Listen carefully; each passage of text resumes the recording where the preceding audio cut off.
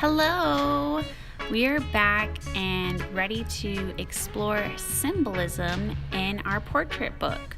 So I'm going to use inspiration from a few color harmonies, like the primary colors red, yellow, and blue. The warm colors are red, orange, and yellow. And I'm planning to use the cool colors as well for my sad portrait. So we got the cool colors are blue, green, and purple. So in this section, I'm really thinking about how this color harmony represents the feeling that I'm depicting. So in my joyful portrait, I'm using red, yellow, and blue.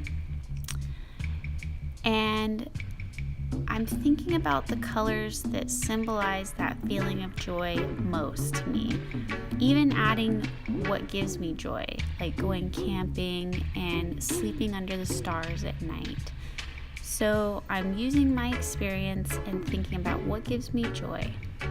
Now, when I'm coloring, I'm taking my time and coloring in little tiny circles. So I have one layer of color, and now I'm going back over it with a second layer of color, and I'm trying to incorporate values like light, medium, and dark values of the color. When I make some areas dark and leave some areas light, it gives the illusion of form.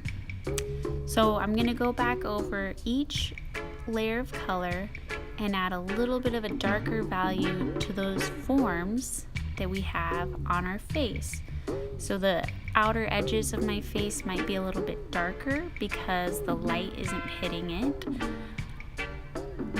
Right above my eyes, there's a little indent, so there's a shadow, and I'm adding darker values there. And then there's a shadow on the neck. Why do you think I use the warm colors, red, orange, and yellow, on my happy portrait? Any thoughts? Well, it's up to your interpretation. When you create your portraits, you'll get to decide what color harmonies fit your feelings best.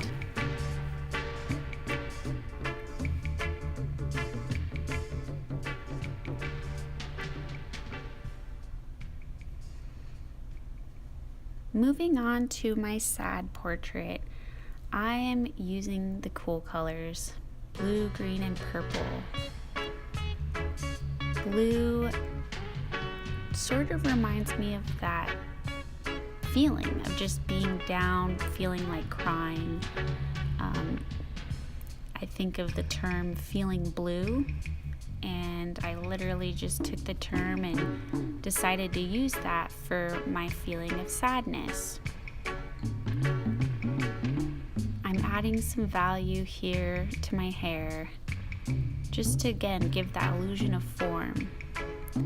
And I'm going to go back over those layers of color and just add darker values so that my book is completely filled with color. Now, if you want, you can draw a portrait on the cover and think about what kind of expression would really grab your audience's attention.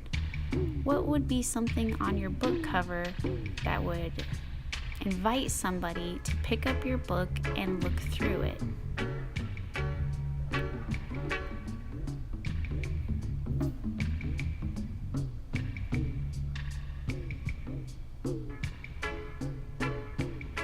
I've learned a lot in making these portraits and thinking about feelings. I've learned the eyes are halfway between the top of the head and the chin. The hair is bigger than the oval that you started with, and it's easier if I draw lightly to erase. If you want, you can add portraits on these back pages if you finish a little bit early. And again, I'm just thinking about what color harmony works best. Enjoy.